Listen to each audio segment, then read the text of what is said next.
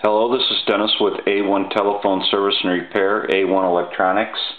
You can reach us on the web at www.a1-telephone.com, and you can also reach us at 618-235-6959.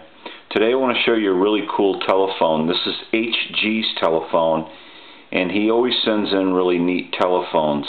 And he's sent in some German post office telephones in the past. And this is also a German post office telephone. Now this one's a little different than the rest. The others were green, and this is in a red, and it's really cool color. And it's also a 16 key, if you notice. So it's really a unique telephone, and it's really cool. It resembles, and I have the cover off, so I'm going to kind of show you some things. It resembles the green telephones, but it's a little different, as in it has a 16 key here. Now, if you notice here on the keypad, it has a star and a pound. Now, the 12 keys that he sent in before did have a star and a pound, but I had to do conversions on them and even build a little board that went behind the keypad with momentary switches on it, so that we could dial out, and we had to do a conversion so we could get touch tone. Now, this being a 16 key, and it also having the star and the pound, from the quick look that I took at the inside of this telephone, I'm going to run the chips on this telephone. I do believe that this will dial out in touch tone. But right now it is in the pulse or rotary mode, and so when you hit the keys it's dialing out in pulse. But we're going to see if we can't repair that or get it redesigned so that it will dial out in touch tone mode. Now the other thing that I want to show you is the inside, but I'm going to give you a little look at that number plate. And I also want to show you the line cord. It comes with a really long line cord, and this is how they plug their telephones in. This is the actual cord.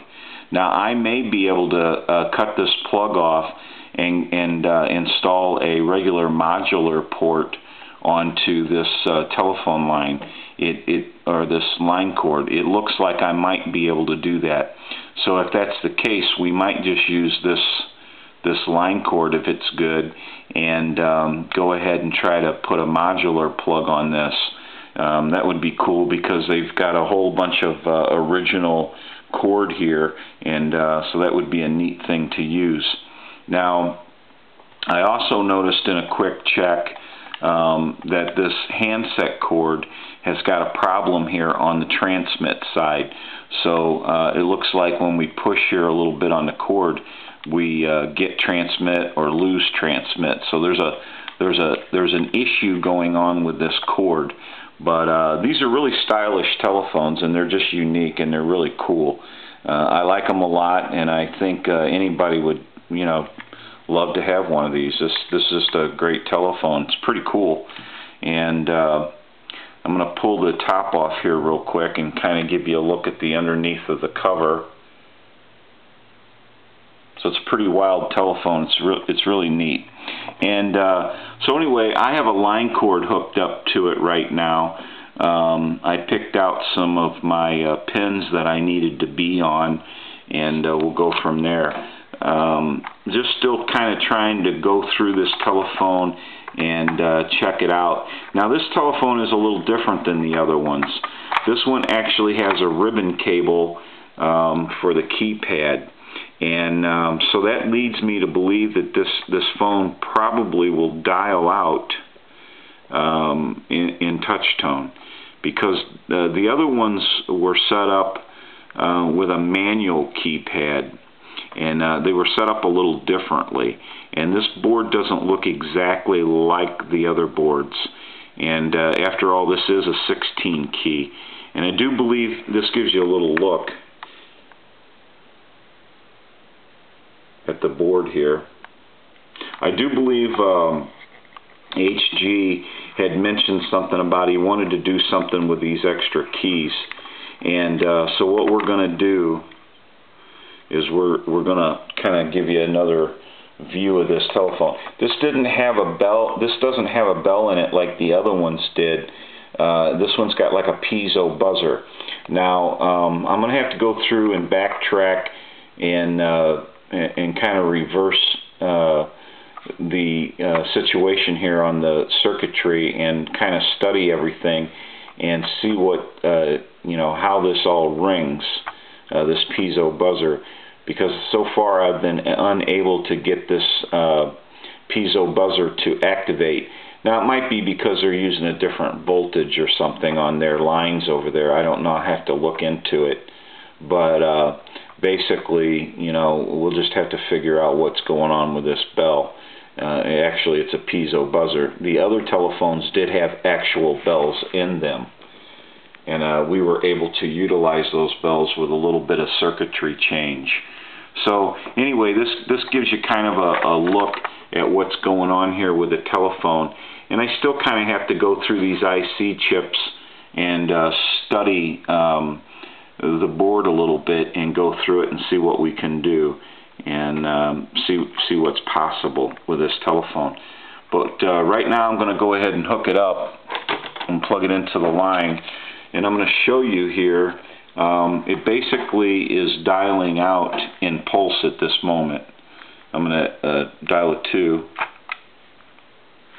and you can kind of see it takes a little while for it to register. And I'll just go real quick, and you can see the pulse working. So it's dialing out in rotary or pulse now at this time. And if I hit the start key, it does nothing. And if I hit the pound key, it does nothing. But I want to show you something. They have like a little circle with an X through it and then a line on the right hand side that's run from top to bottom. And then they have a little arrow here that kind of looks like it might be in a diamond. And then there's a little or a little open circle here and a closed colored in circle, and then we have an R.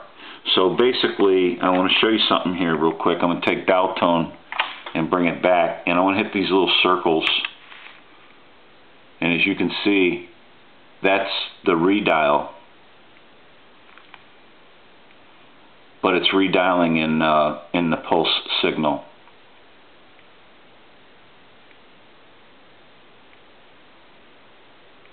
And I'll let it go through that, and then we're going to dial a 2. I'm going to hang up, and I'm going to bring dial tone to you. Now I'll show you real quick. I'll set this video down. If you hear dial tone now, I'm going to push the top button. What you're going to hear is like it's like they're hold. So the phone is actually on hold right now, and there wouldn't be any transmit or receive. And I'm going to push it one more time. And then also I can dial, but if I hit this little arrow that's kind of like inside of a diamond, which is the second key down, I won't be able to dial again. So that kind of sends it out into outer space. I guess that's why that little arrow is pointing at the diamond. It kind of sends it away. Now the other unique thing is this R, which you would think is redial, which isn't redial, is it'll dial a 1. But what I noticed is if you hit that R and it dials its 1, you can continue to do that. But if you go up here to try to dial another, well, it did dial. Okay. I thought at one time we did that and then you couldn't dial another number. But it looks like that might be dialing the 1 for long distance or something. I'm not sure what that's about. So that kind of shows you what they have on their keypad. The top button is a hold button. I'm not sure where this arrow and diamond, the second button down, sends it, but once you push it, you can't seem to access anything again. Maybe if I pushed it again, you could. Nope. So once that's pushed, you can't access anything until after you hang up. And then if I hang up, what we're going to see is it redial a 2. Well, let me dial some numbers here. I'll end in a 6. I'll hang up, hit redial.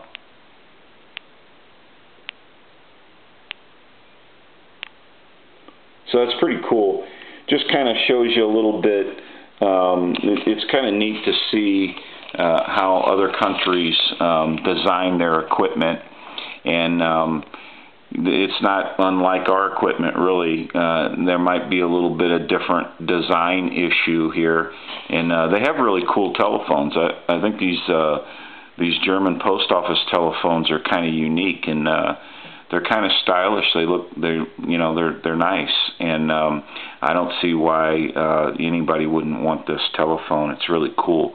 But as we go along a little bit on this telephone, and I can kind of research the board a little bit and study the design and how they did things, we're going to figure out what's going on with this telephone.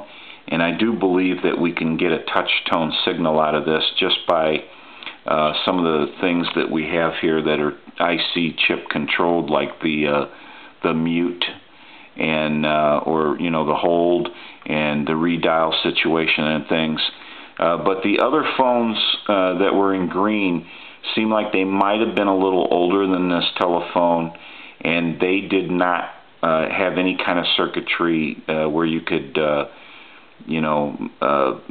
a touch tone situation out of them. They were strictly pulse signal and didn't have the main PC board or the electronics to take care of a touch tone situation.